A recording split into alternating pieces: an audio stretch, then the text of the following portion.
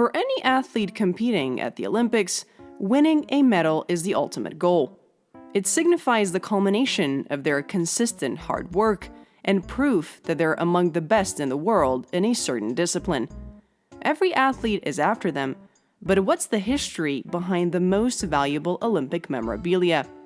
A tradition that dates back to the first modern Olympic Games in 1896 has seen a lot of changes throughout the years, and what makes each game special is the design and story behind their medals. You're watching The Dig, and this is the history of Olympic medals.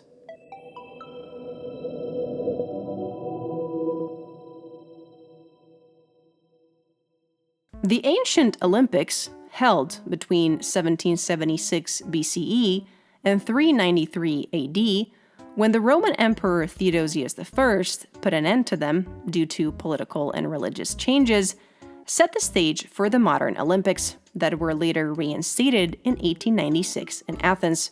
However, the tradition of rewarding the best Olympians with medals didn't exist until the first modern Olympics. Instead, the winners of the various disciplines during the ancient games were given an olive wreath from a wild olive tree that grew at Olympia. Although the wreath itself didn't have any monetary value, it carried an enormous amount of prestige, reflecting the Greek ideal that athletes competed primarily for honor, time, and glory kleos, rather than for material prizes. When the modern Olympics were reinstated in 1896 by Pierre de Coubertin, however, the times were entirely different. The most elite athletes deserved to be aptly rewarded for their efforts, so medals were slowly introduced in the capacity we know of today. The winners of the 1896 Athens Olympics were rewarded with a silver medal, an olive branch, and a diploma, whilst those who came in second place were given a bronze or copper medal, a branch of laurel, and a diploma. The obverse side of the medals had Zeus's face with his hand holding a globe with the goddess of victory Nike, and the inscription Olympia in Greek. The reverse side, however, depicted the Acropolis site with the inscription International Olympic Games in Athens 1896, also in Greek. It wasn't until the third modern edition of the Games in 1904 in St. Louis, Missouri, that gold, silver, and bronze medals became a standard.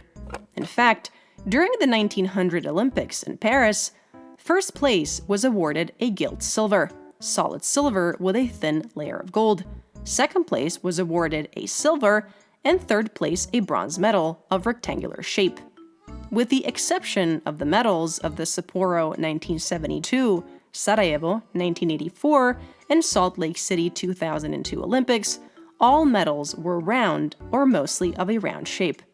As for the medals' iconography, between 1904 and 1928, the medals shared a common classical visual language, drawing heavily on ancient Greek mythology, symbolism, and the depiction of figures such as Nike, olive and laurel wreaths, and other classical motifs. What needs to be emphasized is that from 1904 onwards, although the design was largely similar, every host city was responsible for designing its medals. The most significant change wouldn't come until 1923, when the International Olympic Committee, IOC, launched a competition to design the medals for the Summer Olympics that would take place in 1928 in Amsterdam.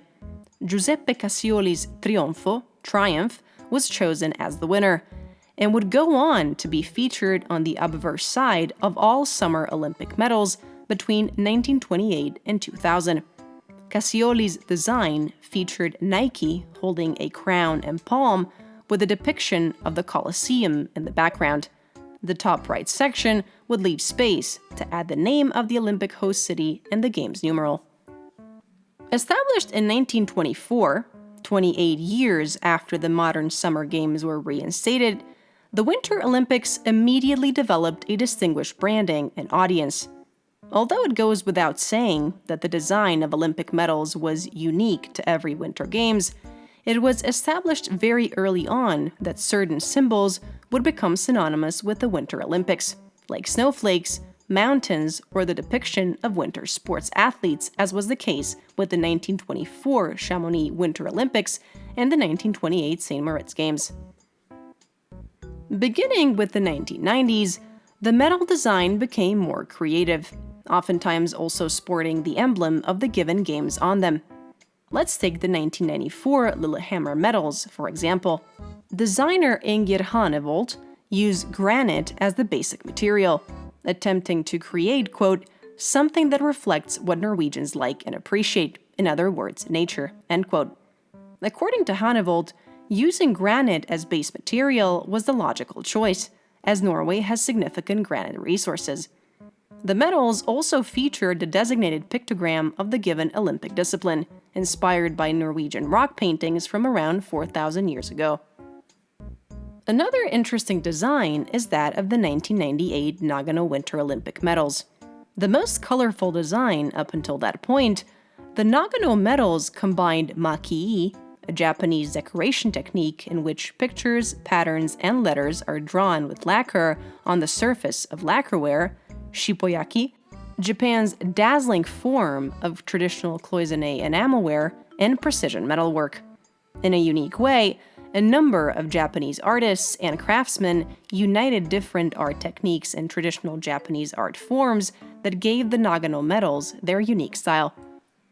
The 2000 Sydney Summer Olympic Games were special for many reasons. Besides being the very first Olympics of the new millennium, the design of the Sydney medals also found its place in history books. In fact, the medal design was so controversial that the IOC decided to drop Cassioli's 1928 Trionfo design and set a new standard for what the obverse side of all Summer Olympic medals was to portray. Designer Wojciech Pietranik decided to depict the Sydney Opera House and an Olympic torch. But the obverse side of the medal, featuring what looked like the Roman Colosseum behind the Greek goddess Nike, made many furious. Although the design had been in use for 72 years without issues, the outspoken members of the Australian Greek community considered the design outdated and outrageous, criticizing it for ignoring the birthplace of the Olympic Games and pointing out that the long-standing feature on the front of the medals was mistakenly depicting the Roman Colosseum rather than the Greek Parthenon. From the 2004 Athens Summer Olympics onwards, all Summer Games have a new standardized design on the obverse side of their medals.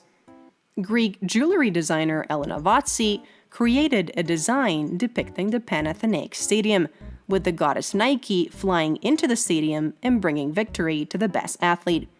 No big changes have been introduced to the overall design of the summer medals ever since, but it's interesting to mention that the 2008 Beijing medals used, for the first time, jade as the primary material, symbolizing nobility and virtue, the embodiment of traditional Chinese values of ethics and honor. Most recently, the 2024 Paris Summer Olympics also made history for their medals. After a full century, Paris was hosting the Olympics again, and to mark the occasion, each medal was embellished with an original piece of the Eiffel Tower. The original Eiffel Tower iron is formed in a hexagon, the geometrical shape of France herself. The iron, returned to its original color, is the centerpiece of the reverse side of the medal, featuring the Olympic rings and the emblem of the 2024 Paris Games. For the exact reason that the Winter Olympics don't have a standardized design on either side of the medals, they tend to be more creative and nicer to look at. A great example of that are the 2006 Turin medals that, for the first time, featured a hole in the center of the medal. According to designer Dario Quattrini, the hole in the middle represented an Italian piazza, a town square. Also, unlike previous winter medals, the medal was wrapped up in its ribbon, which wasn't sewn to its top. 34 years after they last hosted the Summer Games in Moscow in 1980, Russia made history with the 2014 Sochi Games, not only for the fact that they were the first Winter Olympics hosted in Russia, but also for their medal design. Remembered for their unique style and beautiful concept, the 2014 Sochi medals represented a mosaic of national designs from the various cultures and ethnicities that make up the Russian Federation.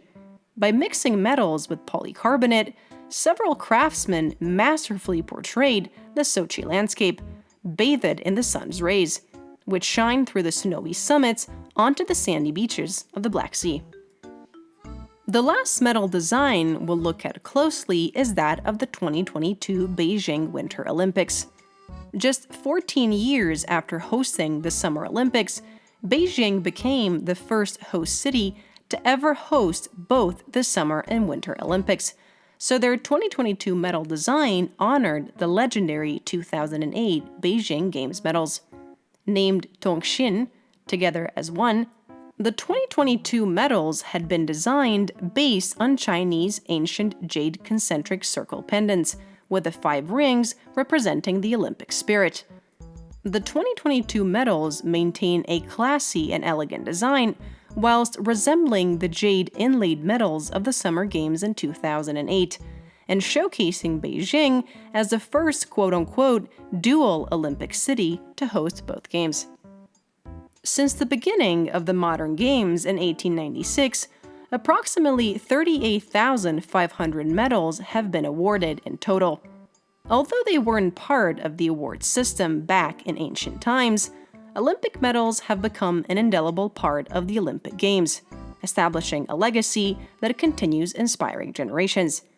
Entirely different from one another and representing the spirit of the given games, the medals are all still the symbol of one thing all athletes aspire to reach: Olympic greatness. Carrying a unique story and meaning behind each of them, alongside the branding and the mascots of each games, Olympic medals have become an important part of the Games' identity by combining history, branding, and local art in a distinctive and inspiring way. In 130 years, Olympic medals have transformed into an unerasable part of Olympic history, carrying both personal and international meaning to all those that successfully reach the pinnacle of the sporting pyramid. Thank you so much for watching. Make sure to like, share, and subscribe for more niche and uncharted history topics that are yet to be covered. Until next time, diggers.